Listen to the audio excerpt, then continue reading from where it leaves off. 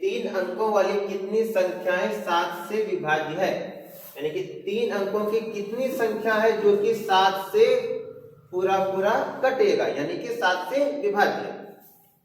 तो पहले देख लेते हैं 3 अंकों की संख्या कितनी होती है। 3 अंकों की 100 से 999 तक 3 अंकों की होती है, क्योंकि 999 के आगे जाएगा तो 4 अंकों की हो जाएगा और 100 से नीचे आएगा तो 2 अंकों की संख्या हो जाएगी, यानी कि 3 अंकों की संख्या कितना है 100 से लेकर 999 तक। अब इसके बीच में देखना है कितनी संख्या है जो कि 7 से विभाजित है। तो पहले देख लेते हैं शुरू में 100 कटेगा, 7 से नहीं कटेगा तो 105 कटेगा, उसके बाद 112, 119, इसी तरह करते करते कहां तक जाएगा 994 तक, यानी कि 105 से 994, 105 और 994 कटेगा 7 से। तो अब देखना है कि इसके और इसके बीच में कितनी संख्या है जो कि 7 से कटने वाला है। तो ये हो गया हमारा एपी में। इसमें देख लेते हैं क्या क्या दिया हुआ है। प्रथम पद 105 हो गया,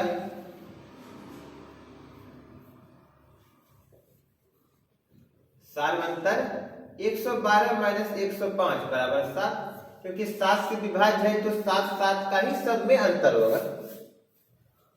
और क्या दिया हुआ है ये 994, यानी कि अंतिम पद, यानी कि टीएन अंतिम पद दिया हुआ है 994।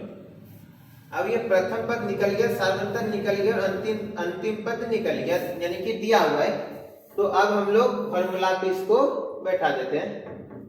टीएन बराबर A plus N minus 1 into D.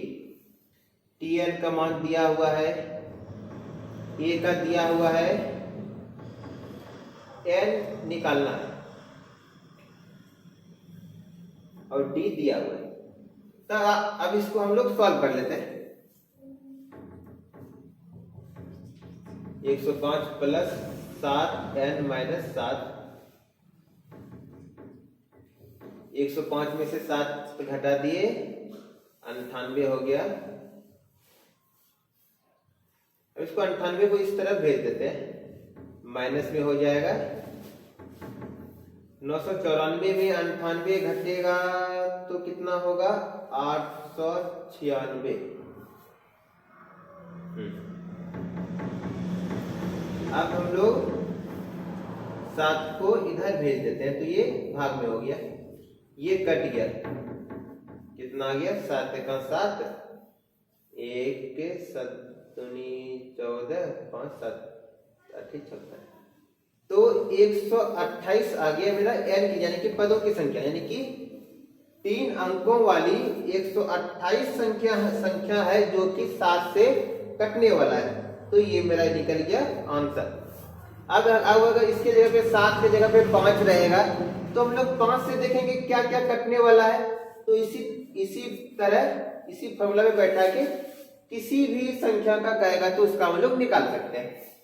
तो ये हो गया 128, इसका 7 अंकों से कटने वाली संख्या 100 से, यानी कि 3 अंकों वाली कितनी संख्या 7 से विभाज्य है तो 128 संख्या है जो कि 7 से विभाज्य है 3 अंकों वाली।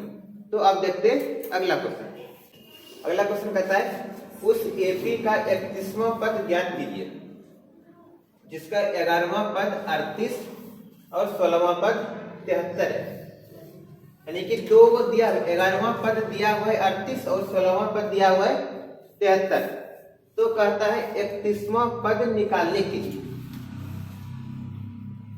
तो इसमें देखते हैं कैसे बनेगा। तो क्या दिया हुआ है 11वां, पहले इसका फॉर्मूला लिख लेते हैं। टीएन बराबर A plus N minus 1 into D. तो क्या दिया हुआ 11वां पद दिया हुआ, यानी कि एन का मान 11, 11वां पद यानी एन का मान 11, ए प्लस 11 माइनस 1 इंटू डी। तो 11वां पद क्या दिया हुआ है 38, 11वां पद क्या दिया हुआ है 38, ए प्लस 10 डी। ठीक, इसको हम लोग मान लेते हैं समीकरण फर्स्ट। अब देखते हैं और क्या दिया हुआ है 16वां पद, यानी कि n की जगह पे 16 a plus 16 minus 1 into D. तो 16वां पद क्या दिया हुआ है 73, ये हो गया 15d। इसको मान लेते हैं समीकरण 2। तो अब समीकरण फर्स्ट और समीकरण सेकंड से हम लोग a और d का मान निकाल लेंगे, उसके बाद 31वां पद भी निकाल लेंगे। तो देखते हैं क्या करेंगे। समीकरण 1 और 2 को जोड़ने पर, समीकरण 1 और 2 को जोड़ने पर, तो देखते हैं। समीकरण ये फर्स्ट ये हुआ a plus 10d is equal to 38 और वो a plus 15d is equal to 73। ये जोड़ने पे नहीं हुआ, ये घटाने पर हुआ। तब नहीं ये दोनों कटेगा, ये घटाने पे ये सबका नीचे का साइन चेंज हो जाता है। तो ये a से a कट गया प्लस माइनस, ये हो गया minus 5d is equal to ये प्लस माइनस माइनस, तो ये हो गया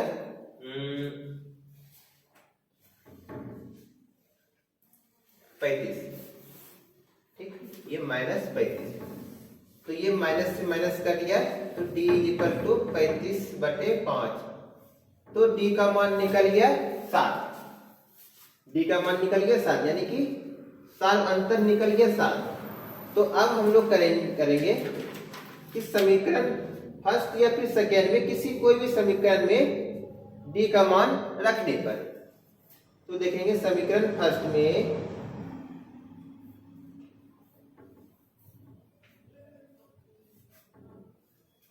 d का मान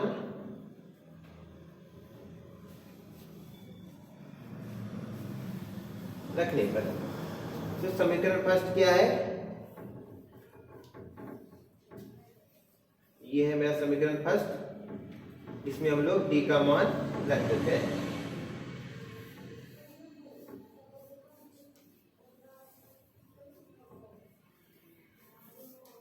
ये हो गया d।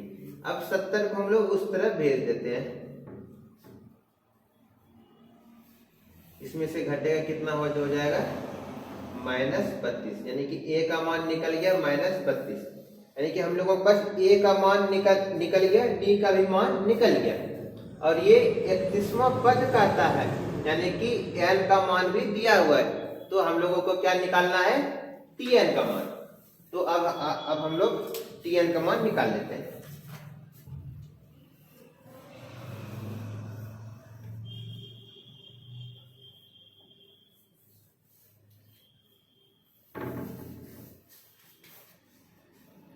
फॉर्मूला ये होता है tn is equal to a plus n minus 1 into d। tn is equal to a का मान निकाले हम लोग -32, n के जगह पे दिया हुआ है 31 माइनस 1 इंटू d का मान 7। तो -32 प्लस 30 गुना 7, तो -32 प्लस 7 की 210, तो 210 में से हम लोग 32 घटा देंगे।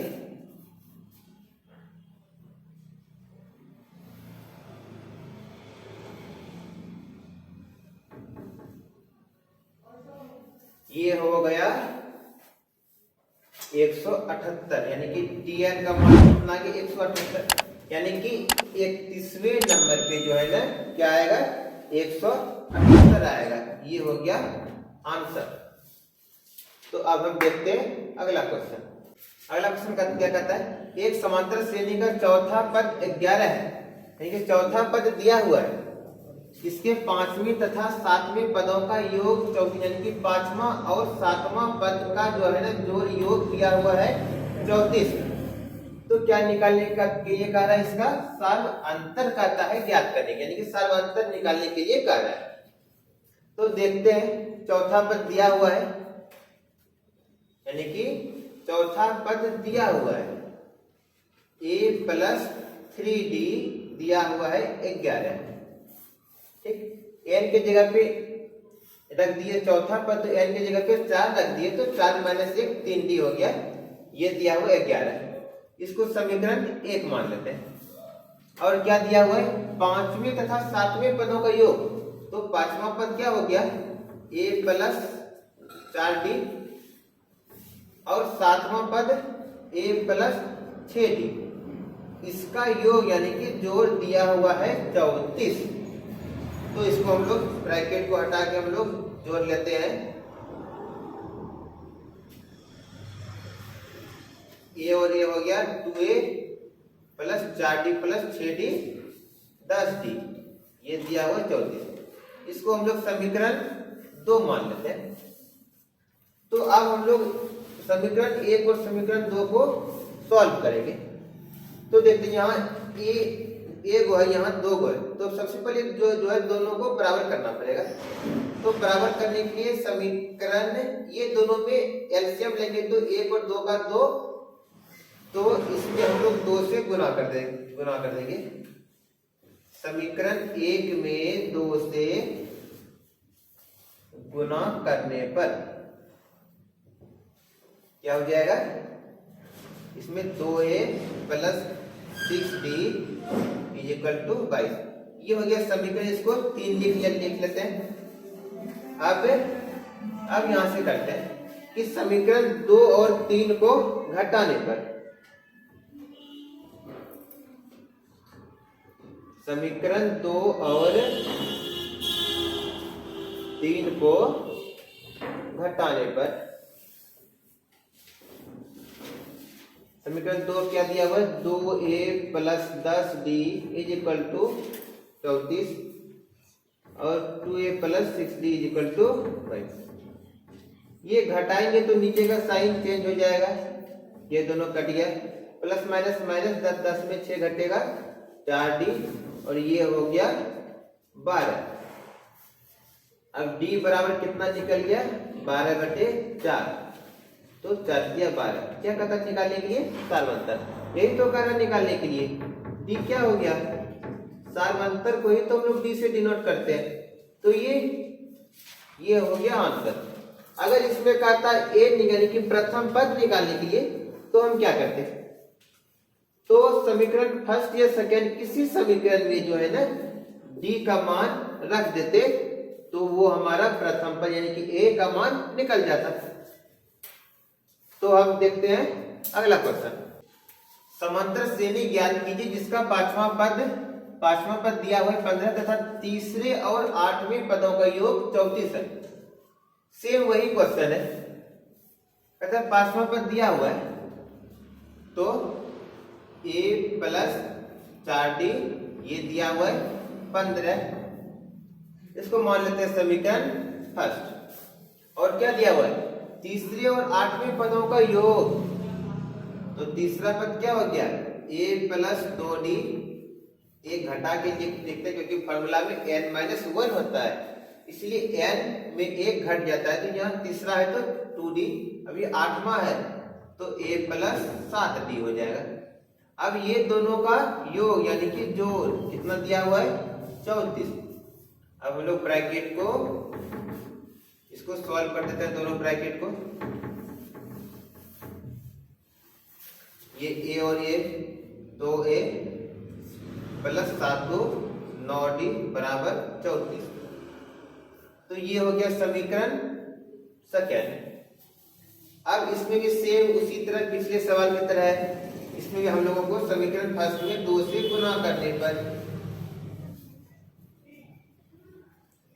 समीकरण फर्स्ट में 2 से गुना करने पर, 2 से गुना कर देंगे। इसमें क्या किए, 2 से गुना किए तो क्या हो जाएगा, 2a प्लस 4 दूनी 8d बराबर 15 दूनी 30। तो ये हो गया समीकरण 3। तो अब हम लोग समीकरण सेकेंड और समीकरण थर्ड को सॉल्व कर लेते हैं। तो क्या हो जाएगा, समीकरण सेकेंड और थर्ड को घटाने पर, समीकरण 2 क्या है? 2a प्लस 9d बराबर 34 और ये है 2a प्लस 8d बराबर 30। जब हम ये दोनों घटाएंगे तो नीचे का साइन चेंज हो जाता है, ये दोनों कट गया, प्लस माइनस माइनस, 9 में 8 घटेगा तो 1d, ये 34 में 30 घटा 4, ये d का मान आ गया। अब समीकरण, कोई भी समीकरण में d का मान रख के हम लोग a का मान निकाल लेंगे। तो समीकरण फर्स्ट में d का मान रखने पर, तो समीकरण फर्स्ट क्या है? a प्लस 4d बराबर 15। तो a प्लस 4 गुना 4 बराबर 15, a प्लस 16 बराबर 15। a बराबर क्या हो जाएगा? 15 माइनस 16, तो a का मान निकल गया -1। तो अब हम लोगों को क्या कहता है निकालने के लिए? समांतर श्रेणी कहता है निकालने के लिए, लेकिन AP कहता है निकालने के लिए। तो अब हम लोग AP कैसे निकालेंगे? AP का पहला पद यानी प्रथम पद a होता है, तो प्रथम पद ये हो जाएगा -1। अब ये दूसरा पद क्या होगा? इसमें से इतना d क्या अंतर, सार्व अंतर, यानी कि दोनों के बीच का अंतर, यानी कि इसमें से अगर ये जोड़ दिया जाए तो अगला पद निकलेगा -1 जोड़ 4, कितना हो गया? इसके बाद फिर इसमें अगला पद में 4 जोड़ते जाएंगे तो हमारा AP निकलते जाएगा।